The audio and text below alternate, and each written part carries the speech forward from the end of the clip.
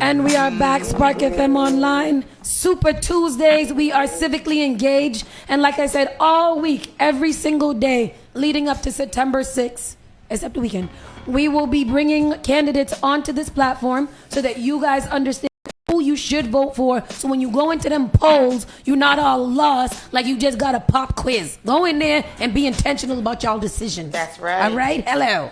That's what we are. We all grown now. Stop it right now.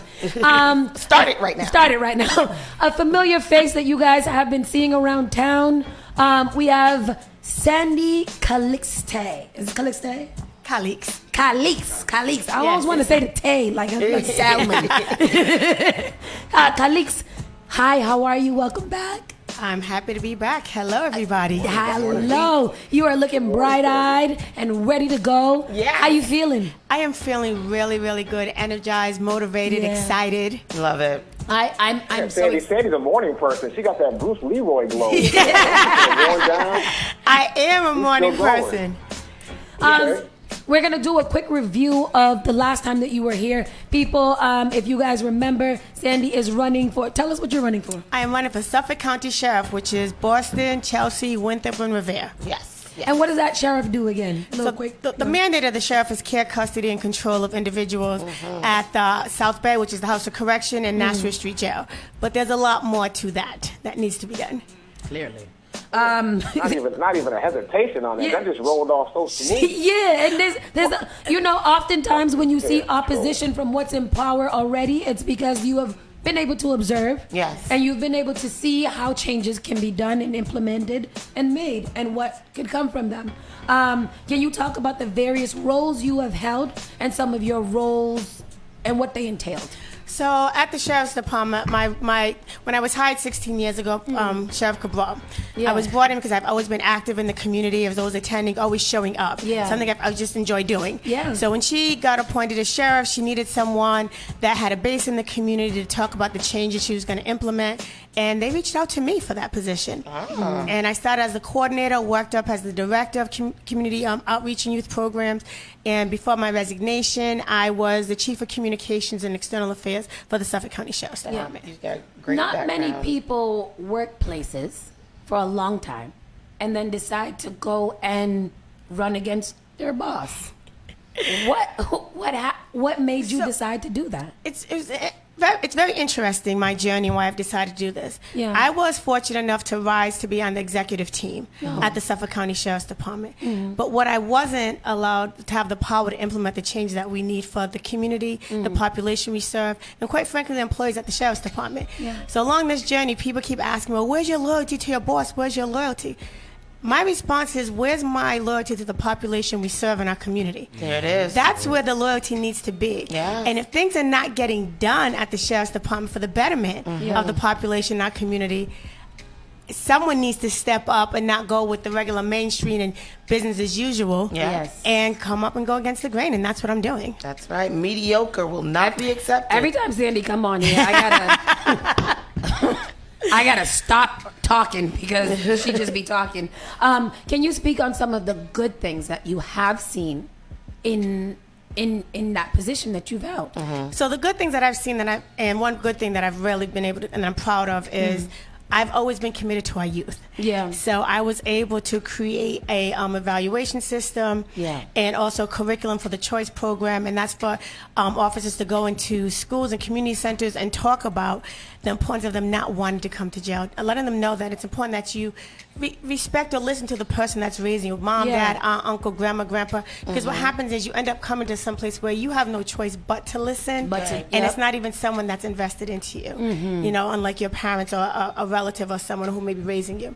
I also created a summer enrichment program because I'm extremely passionate about law enforcement, and I do believe we can have sound, professional, respectable law enforcement people in our community and still keep our community safe at the same time. So what I talk about is the importance of make sure our youth, their voices are heard, make sure we get them involved in law enforcement, because if we don't, we'll never get the change that we need. Yes, absolutely. Right. Speaking of law enforcement and kids and stuff, many of the men and women incarcerated in the Suffolk House of Corrections come from and return to them same communities. Yes, they Chelsea and Revere and Boston. Do you think that the House of Corrections is doing a good job assisting them in healthy return to their neighborhoods? So there's a lot more work that needs to be done, has to be done, should be done, and I will do once elected. Yes. And what are some of those things? So, and the reason why I say, first of all, we have to address the education level. Yeah. We can't sit here and keep talking about re-entry, second chances, if we're not addressing the root cause. Yep. 60 to 70% of the population at the Suffolk County Sheriff's Department has an education level of 5th to 7th grade. Jesus. You cannot even legally drop out of school. So although that's not my mandate, because I keep people want to remind me what my mandate is, you cannot do your mandate if you're not addressing the root causes. Yeah. And it's education. In addition to that, we need to make sure leverage our relationship with state agencies, because individuals leaving the sheriff's department after they've participated in programs, they're getting stipends, but they don't even leave with a mass ID so they can cash that check. How about that? Yeah. So some of them, unfortunately, go into local mom and pop shops, and they're losing 30% of their check so they can get it cashed. Yeah. But you can't even apply for employment. You can't apply for resource because you have no ID. So if we're not working with other state agencies, then what are we really doing? Yeah. What is? Sandy, if I could jump in really quickly. So when I held the seat of state representative in the 5th Suffolk District, and that was 2011, I remember being met by someone that worked in the sheriff's office, and that was the conversation then. How do we get ID so people can secure housing, so people can get jobs? So I'm curious as to what your assessment is of what the holdup has been for almost 11 years now to actually get over that hurdle and make sure that those programs are in place for people, returning citizens. So what is the holdup? Lack of investment from the Suffolk County Sheriff's Department. And that's the honest to God truth. So let me be clear on some things. Someone said to me some of the things that I want to do are real radical. I don't understand why trying to get a mass ID for individuals is radical. Why wanting Sounds pretty basic. Essential, right? Wanting to have a research department to make sure we are assessing our programs and make sure that they're working, right? Measurements. Yes. I don't understand why that's radical. Basic. Exactly, it's essential. Having a recruitment department to make sure that we're getting sound employees to deliver the services that we need. Again, why is that radical? Basic. These are essential so individuals in our care so they can be successful when they come back. So what we need is a sheriff that's empathetic, professional, community-centered, and also willing to listen to the community and understand what the family as a whole is dealing with when an individual is incarcerated. Because they like to say the whole family is incarcerated at that time. Wow. So for lack of anything that I can't do, trust and believe I will be back here letting people know why I can't do it, and who's keeping me from doing it, because nothing that I'm asking is ridiculous or unnecessary. It's essential. Factual. How have you been received by people in general? Well, we know there's two worlds, right? Yeah. There's the world that felt that I should have sat here and waited for something to be handed to me, and my mother didn't raise me that way. So Tell it. not hearing that. Yeah. And then there's people that don't believe black people should go against black people. We should only have one candidate. And then, typically, I'm a black woman, so I've been told that I was aggressive. Really? What I say to that is there's only, the only difference between aggressive and assertive is my gender. Yeah. So, I like that. Go ahead. Wow. But the people have been receiving me. Because I'm not only hearing, I'm listening. And we all know there needs to be a real change in corrections. I think there's enough with standing in front of a microphone and saying what I'm going to do and actually looking at what has not been done. And I'm ready to implement some of these changes. I'm ready to work with the community. I'm ready to work with the population we serve. And so that we don't have to watch our individuals continually come back and reoffending. Do you feel like enough? Go ahead, Carlos. I was going to say, at the state level, there was just recently a debate about, something as simple, I guess, for some people that don't know, phone calls and how much people are charged for phone calls, and their families have to pay just to be in contact, to keep a healthy contact with people when they're in your custody and care. Where do you fall with that? Where would you advocate for that if you are elected sheriff? So I came out in the beginning saying I did not support the fact that the families or the population pay for their phone calls. We talk about the act of incarceration, how traumatized it can be. So therefore, it's really essential that they either maintain or they establish a relationship with their families. And also, so when they reintegrate, come back to the community, there isn't this 11-month gap. The average stay is 11 months. There's not a gap to go reintegrate back into your families. So I don't support it. While the department was closed during COVID, families were paying $6 for a 20-minute virtual visit. $6 for a 20-minute virtual visit. They were also paying 50 cents every time they press send on a text. The first month that the tablets were implemented, Nashua Street Jail made $34,000 on our people. Really? So how do you sit there and say you understand the inequities, you understand what's happened to black and brown people, and not sit here and advocate for either some COVID money, because everybody was getting some money, right? Everybody was getting a little COVID Or money. renegotiate that contract and say, if you're going to implement these tablets, because you're charging for movies and music, which we have that in the units already, then you have to give at least 2 virtual visits, free virtual visits a week. There was no advocacy. None whatsoever. And then when we were in a debate, it was said, well, I don't think people's tax dollars want to pay for that. It's not about that. It currently costs $70,000 a year to incarcerate. That's just incarceration. Let's not talk about the arrest rate. Let's not talk about going through the judicial system. And let's not talk about the breakdown on the family when someone's not in their homes. So would you rather just pay someone's visit so they can maintain a relationship, come back and be successful, or are we going to continue to pay 6 figures to have people incarcerated because we're not doing what we need to do? That's what it is.